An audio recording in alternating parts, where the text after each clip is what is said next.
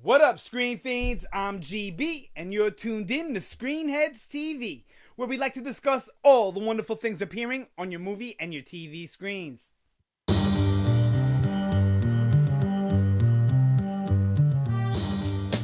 In this episode, I'm going to give my review of Fargo, Season 3, Episode 5, titled The House of Special Purpose. Man, this show just keeps getting better and better. I'm telling you right now, I feel bad for anyone who's not watching this show. And I'm not just going to say the broad anyone, but anybody who loves TV, who loves movies as their entertainment, or who even just likes good storytelling. I feel bad for you if you're not watching it. That's all I'm going to say. I'm trying to do these reviews different because I got to get the time down. I understand that a lot of people don't like the 20-minute videos. Some people don't mind it. A couple of people told me that they liked it.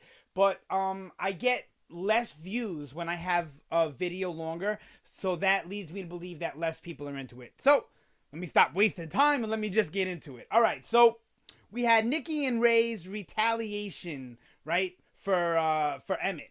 And, man, I wouldn't expect them to do something like that. That was dirty. That was greasy to bring his family into it. Whether he's a bad guy or not, and whether he wronged them or not, you know, keep it between you and him. Don't bring his family into it and just drag them all through the mud and everything with it. That was terrible. The kids, everybody. As a dad, I really, really felt bad for Emmett. In this episode, with that scene, beautifully shot and everything as always.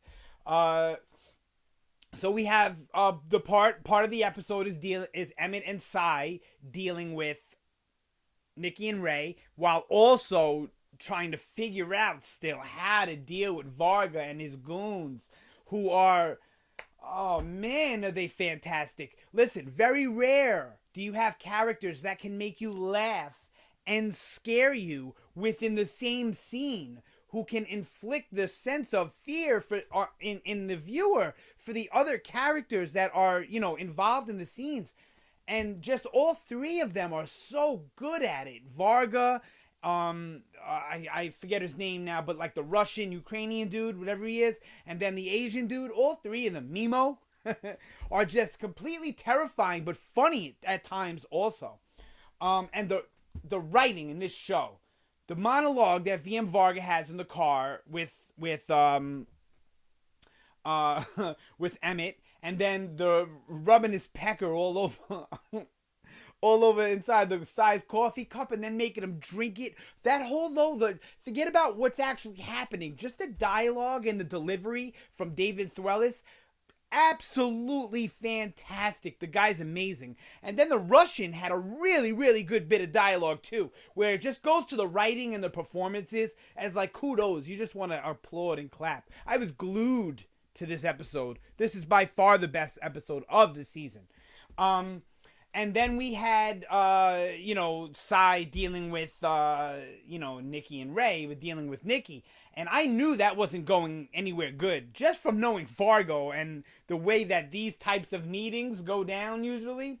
I thought it was going to be bad for Cy and Nikki, but nope, it was just Nikki. And now they beat her, and I thought they killed her.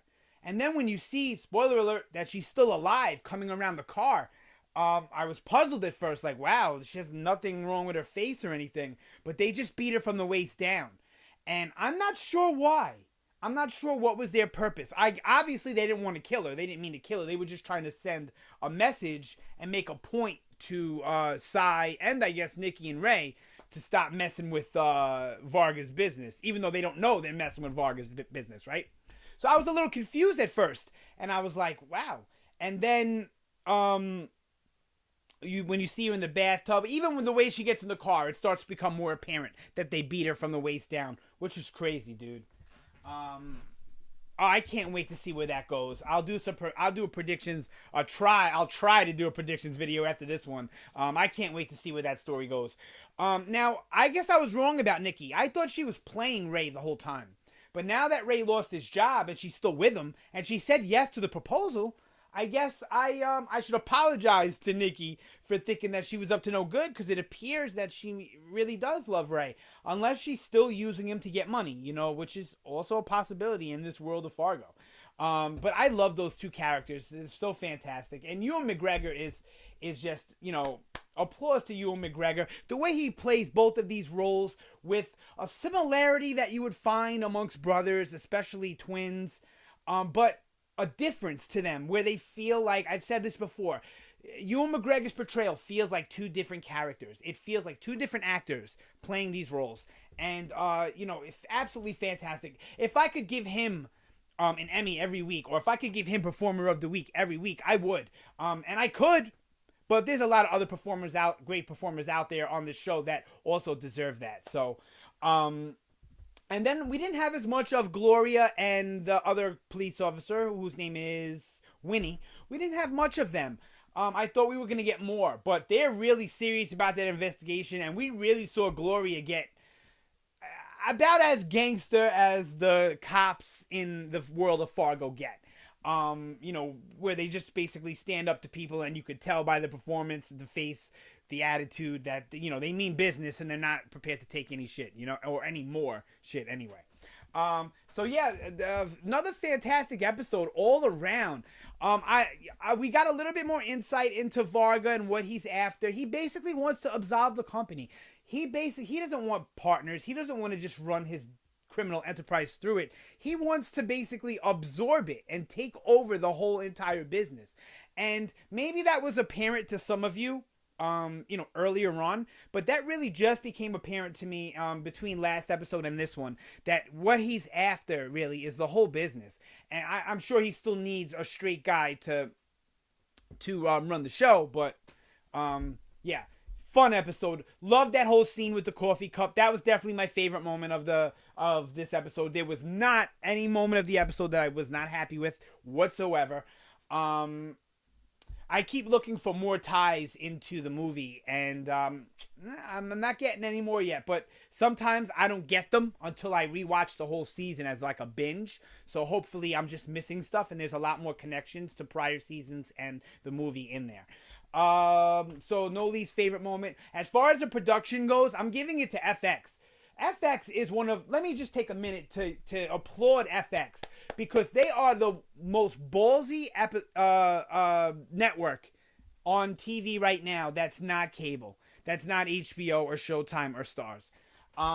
They always push the limit. They always have. I've watched them way back with Sons of Anarchy. I watch many shows on FX. And if you think about it, they are killing it right now.